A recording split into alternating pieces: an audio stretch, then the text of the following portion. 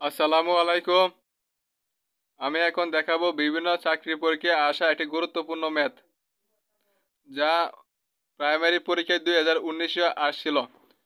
এমন অঙ্ক প্রতি বছরে বিভিন্ন চাকরি পরীক্ষায় এসে থাকে।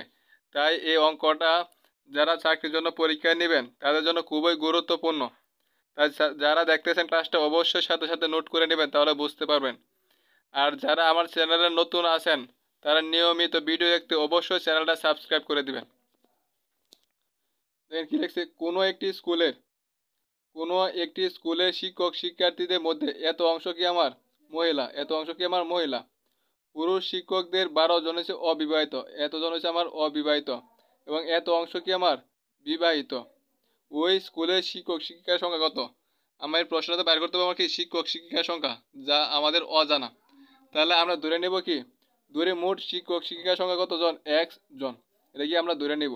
এই X এর মান যা পাবো তাই হবে আমার কি শিক্ষক শিক্ষিকার সংখ্যা।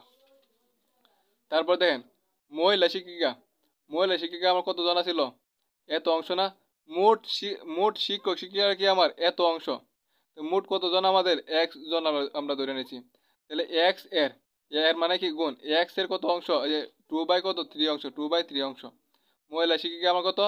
মোট শিক্ষক শিক্ষিকা হয়েছে একজন, এত এর 2/3 অংশ। তাহলে আমরা কত পাইছি? 2x এর গুণ করলে 2x বাই কত 3 জন।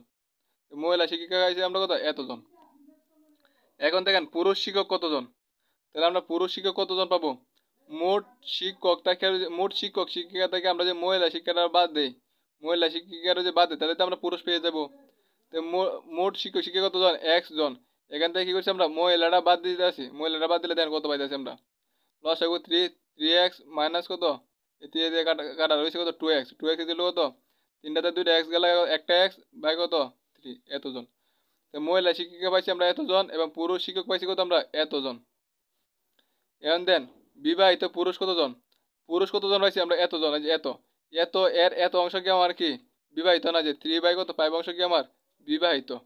তো মোট পুরুষের যে মোট, এটা হচ্ছে মোট পুরুষ, মোট পুরুষের এত অংশ আমার কি এত অংশ কি আমার বিবাহিত। তো দেন এত এর কত? এত অংশ ইজিক্যাল টু এই 3 কাটা কত? X/5 এতজন। বিবাহিত পুরুষ আমরা কত পাইছি? এতজন। তাহলে অবিবাহিত পুরুষ কতজন হবে? মোট পুরুষ থেকে যদি আমি বিবাহিত পুরুষের বাদ দিই, তাহলে তো আমি বিবাহিতটা পাবো, সরি অবিবাহিতটা পাবো। মোট পুরুষ থেকে যদি আমি এই বিবাহিতটা বাদ দিই, তাহলে আমি কি পাবো? অবিবাহিত পুরুষ পাবো। তাহলে দেখেন মোট পুরুষ হয়েছে আমার কত?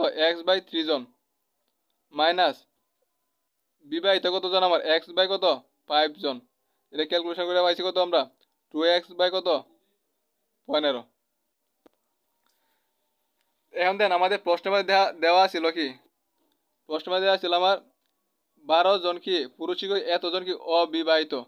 আর এখানে পাইছি অবিবাহিত পুরুষ কত? এত অংশ। তার মানে কি আমরা প্রশ্ন মধ্যে লিখতে পারি এটা এতটুকু সময় আমরা এটা লিখতে পারি না? এটা লেখা হয়েছে অবিবাহিত পুরুষ এত অংশ, এবং কি অবিবাহিত অবিবাহিত কতজন? 12 জন। তাহলে এটা সমান আমরা কি এটা লিখতে পারি।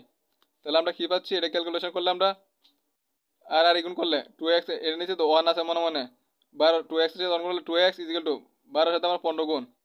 আমি কার মান পারবো? এখানে x এর মান, x রাখছি, 2টাকে আমার নিচে এসে গেছে।